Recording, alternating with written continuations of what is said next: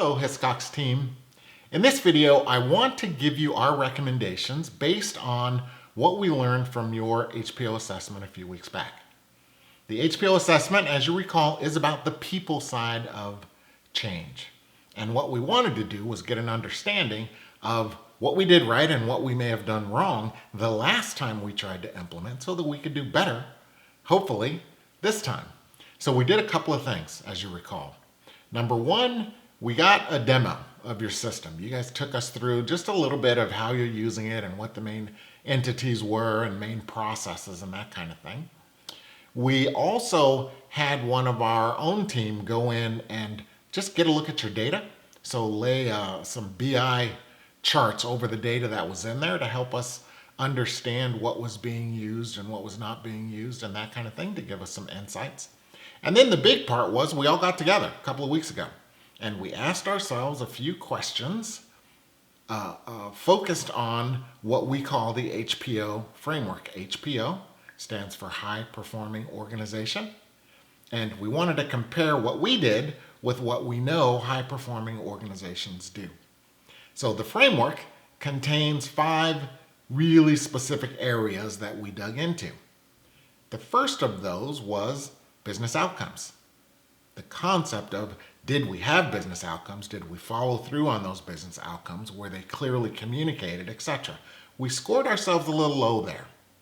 I got the impression that we did have some conversations about objectives and outcomes and that kind of thing early on, but it sort of trailed off as we got going, and it certainly doesn't exist today, and most of our new people don't even know what they were.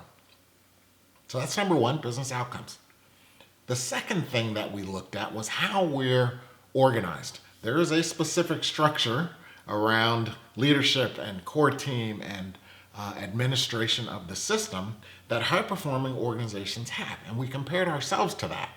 And we scored ourselves pretty low there. I think the primary reason is because we didn't really have an admin, and so we didn't have the ability to quickly adapt and change and configure and make our system better over time. We were working through an external party and a lot got lost along the way. At least that was my impression. We scored ourselves pretty low. The third thing we looked at was training system, right? Our ability to deliver consistent ongoing training to new users and existing users as the system changed, etc. We scored ourselves low because although we delivered some training at the beginning, we didn't really build out a system. So we scored low there. The next place that we looked at was around cadence. Cadence is what makes what we're doing an initiative and not an installation, right? So we have a conversation about outcomes early on, and hopefully that conversation continues beyond just the project, and we didn't feel like we did a very good job there. And the last thing that we looked at was something that we call the HPO pyramid. The pyramid is the evolution that a company usually goes through on their way to becoming high performing. And we judged ourselves at just a little bit over installed. So we did some training, we got the system in place, and things kind of started to unravel there. So those are the results. We talked about them together, so there shouldn't be any surprises. What I want to focus on in this video, though, is what are the things that we do going forward so that we do a better job and we actually get the outcomes that we wanted. So we're going to go back through the framework, but this time with recommendations. Recommendation number 1 is that we use our business outcomes to create organizational alignment so that we're all on the same page. You guys know that in the next few days, you're going to be finalizing on what your outcomes are, what you've chosen to focus on for at least this first part of the initiative. Here's what you do. Leadership, those of you watching this video hopefully, should take ownership of these outcomes and create a very clear story that connects the pieces together. A way for you to talk about it that anybody in this group can deliver consistently, not word for word, but the same story. And in that story, you want to talk about what are we doing? Why are we doing it? Why are we doing it now? And what happens if we don't do it? So that's the strategic level conversation that we want to develop so that we can clearly communicate what we're doing to the rest of the organization.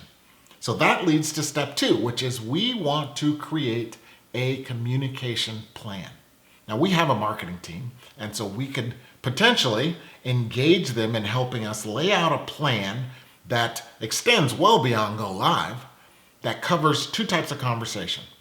The strategic conversation that we just talked about, which is why now, all of those things. And then there is the tactical conversation, the one that should be delivered by managers and supervisors in the organization. That conversation is about what's in it for me. And how's my life going to change when we get the new system in place? So we take the outcomes, create a plan. Plan includes those components, extends beyond go live. Now, as we go forward, we want to use the outcomes in very strategic ways as we go through the process. They should never go away. It should become a living document that we work from. First place you want to use it is in the project kickoff. In the project kickoff, the outcome should be clearly communicated and understood by the project team. It will help them focus their efforts, know what to measure, know when to go outside of the box and when to make something work. It will lead to a better project. Number 2, at the time that we do the end-to-end, which is we've built out the system and now your core team is going to go through and say, this is what we built and this is how it works. Well, the leadership team should be interrogating that presentation against those outcomes. Did what we build actually deliver on the outcomes, or does it give us the ability to? Can we measure the things that we need to measure? Are we moving in the right direction? That's before we roll it out for everybody to use. Another way that you want to use it is around your cadence. So we're going to talk about cadence. What do we do afterwards? Well, part of cadence is you have a strategic conversation at regular intervals, and it should be driven by your outcomes. How are we doing against the outcomes that we developed? And the last thing that I want to focus on for you here is the concept of rewards and recognition.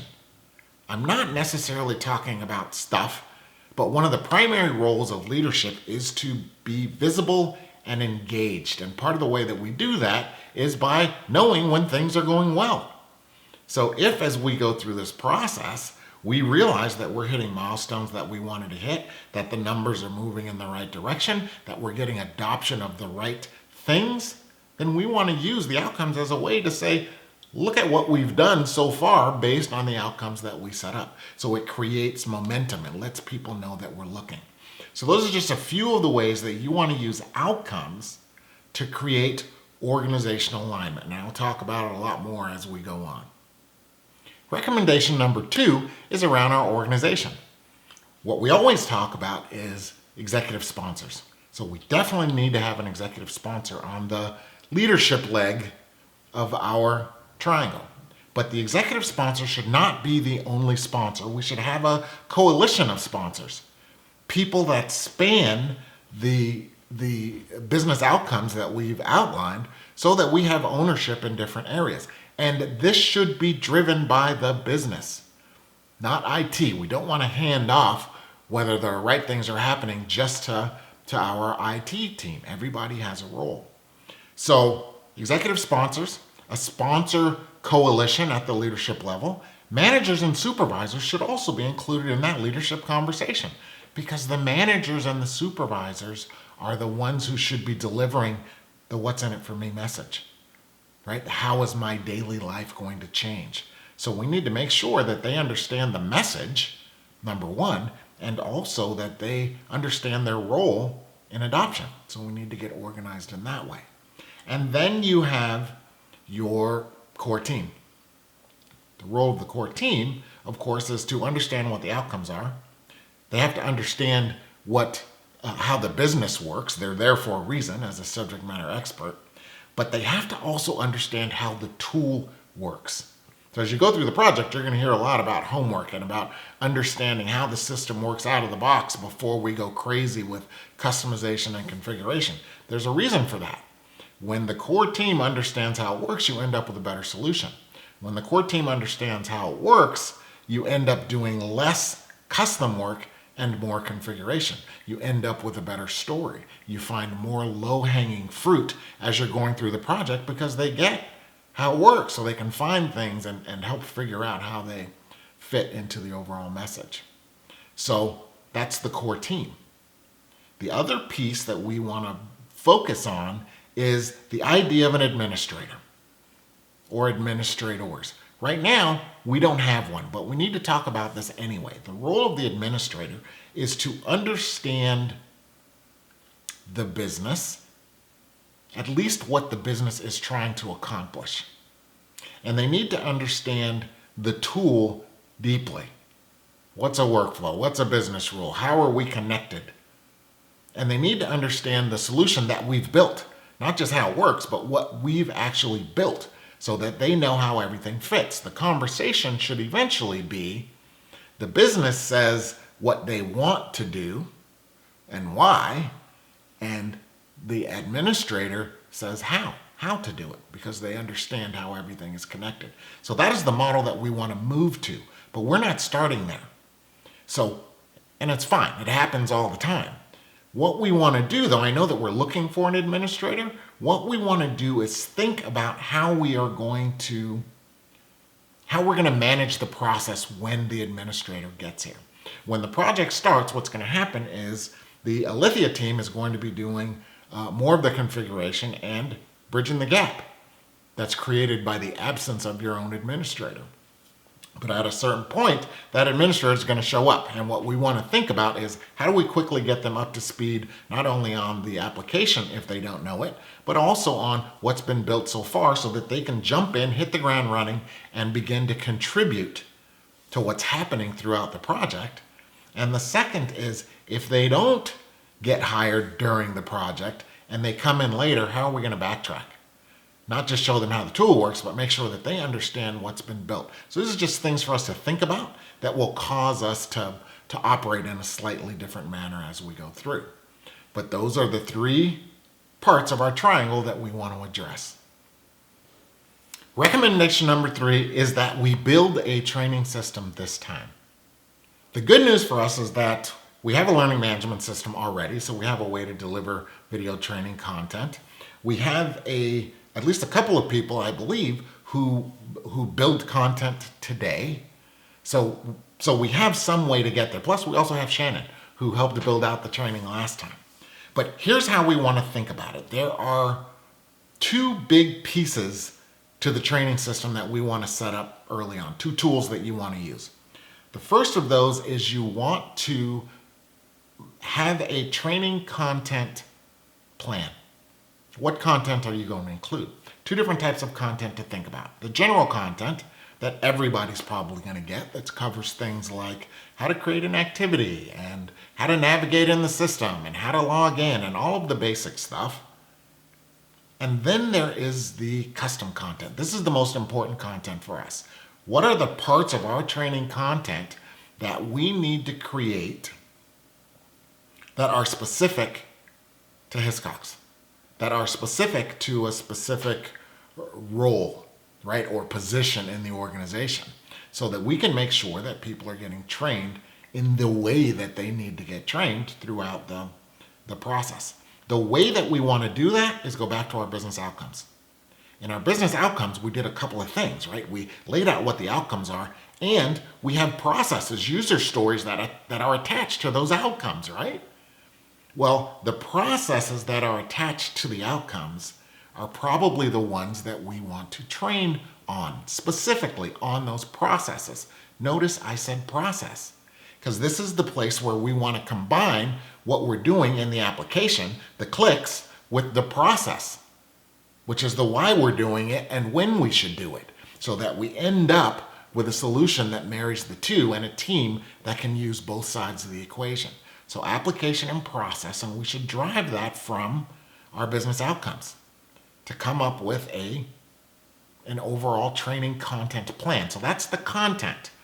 The other tool is going to be our training rollout plan, right? How are we going to deliver this training? Who are we going to deliver it to? What training and when? On what schedule? So we have a map. And this is another place where we want to extend beyond the go live period and get at least to the place where we've achieved adoption. How do we give them that level up training that they should have when they're ready? We at least have it in the plan, whether the content is built out or not. So there's two things there. There's the content, training content plan, and there is the training roadmap, the training delivery plan. How are we going to roll it out? The way that you want to think about what you're delivering in training is you usually want to mix modes. So you're going to have some level of video training. You use video training to level set, get everybody on the same page. And because we're using an LMS, we can now make sure that people are getting the proper training before we get into the specific training. Great video training means you spend more time on the meat when you get to a live training or web training that you're going to do later. A little hint there, that live or web training in most cases should be delivered by their manager, not by a trainer in most cases. Because at that point, they already know how it works. Now we want to get into why we're doing it and what we're doing and answer specific questions around the process, the work, versus just the application. The third way that you want to think about training is what we call performance support. After we get them live, after they've been had some live training and they've had some video training, what do I do when I get stuck in the application? There are a number of ways to provide that. There are tools that you can buy that allow you to get help, context-sensitive help as you're moving through the system. There are quick cards. Some companies use quick cards that everybody gets that just allow you to look and say, how do I create a trip report really quickly? Because we don't want them to get frustrated doing the minimal things that they need to do in order for us to get adoption. So that's how we want to think about training content plan, training delivery plan, and we want to think about it in those modes. Training is critical to whether or not we're going to get adoption. Recommendation number 4 is about cadence.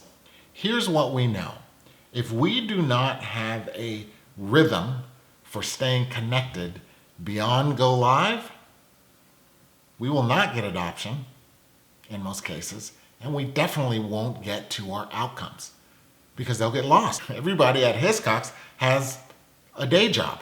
And remember that when we launch, that's the beginning, not the end of what we're trying to do. We now have a system in place, but we've got to execute. So there are two types of cadence that we want to run. The first is a tactical cadence. The tactical cadence, especially at the beginning, should be probably monthly. It includes your executive sponsor, it includes your core team, and it includes your admin when we have one. It's not a ton of time. So you're not signing up forever to be spending every week on what's happening in the application, but you do need to meet. It's a couple hours at least. And in that session, you're talking about how we're doing with adoption. You're talking about whether or not we're performing the tactics that we need to be performing together. We're talking about the feedback that we're getting from the users. We're talking about release plans. When are we going to release new functionality, etc., and what functionality should we release? So it's a tactical conversation, but it needs to happen regularly, and everybody's involved. That's how changes get into the system over time. The second cadence is your strategic cadence. That is the one that is about these outcomes that we keep talking about. Are we achieving the outcomes that we envisioned at the beginning? Are we doing the stuff that we need to do? Are we at a place where we need to add more outcomes because we're doing well? Did we pick an outcome that we can't achieve? What are the right things for us to do from a strategic level to make sure that we continue to move in the right direction? The cadence for that should be something like once a quarter at the beginning and then moving maybe to once every 6 months. But it is probably the most important meeting that you're going to have because that's the one where somebody's going to want to look at those tiles that we've been talking about at a certain point. And somebody's going to ask, did we get what we thought we were going to get? And that's the place where those answers come. So that is about cadence. The last recommendation is about the pyramid. We put it last, but it's probably the most important thing that we need to do, right? How do we make changes to make sure that we get adoption? There are 3 key areas that we want to pay attention to. One is measurement, the second is training, and the third is rewards and reinforcement. So we've talked about the last 2 quite a bit getting here. But I want to focus in on that measurement concept to begin with. When I talk to leaders who are feeling like they're failing because they're not getting adoption, I always ask the same question. Adoption of what? And in most cases, the answer that you get is a shoulder shrug or some general answer about they're just not using it enough. The key, or one of the keys, to making sure that you get adoption is to establish adoption criteria up front. And guess where it comes from? It comes from your business outcomes. What are the minimum things that we need to do in order to get the outcomes that we've defined? You know what they are, or you should. And so here's how you want to think about that. Adoption is in 3 categories. Real adoption. Access. How often are they accessing the system? Should we expect someone to be accessing the system and creating or modifying something? That's what access adoption is. The second level of measurement is about data adoption. What are they putting in? If you think about our scenario, we know what they need to be putting in. They need to be putting in trip reports. They need to be adding in new contacts as people move. But what you want to think about is, what are the things that they should be putting in the system on a regular basis? And how much of that should we see? So that you can set a baseline for what you expect to see and know that you're getting adoption. And the third thing is process. Are they following the process that we've set up, that we envisioned? Because if you're not, then that means that your data is not right, even if they're putting the right things in the system. So think about a trip report. How long should a trip report stay open on average? Should a trip report be closed right after it's completed? Should a trip report be scheduled in advance? What is the minimum data that should be captured on a trip report and when? So that's an example. You want to plan for adoption with adoption criteria, and you can do that as you're moving through the project so that at the end you already have the ability right out of the gate as you go live to make sure that you're lining the organization up around those business outcomes that we set up. So that's it. Those are the recommendations, or the primary recommendations that we want to make based on your HPO assessment. I'm going to throw one more recommendation in there. That is, right now while it's fresh, take some notes. Think about what we know we need to do. Any ideas, concepts, questions that you might have, write them down now. And then I would suggest that as a leadership team, you get together and just have a conversation about it. What are we going to do? Do we have an approach for training? Do we have an approach for cadence? So that you know how you're going to do all those things. And I invite you to bring anything left over to our session next week when we get together to talk about overall recommendations and how we're going to move forward. We can spend a few minutes on it then if you have open items. I want to thank you for your time and attention. Spend a little bit of time with me today. Have a good day.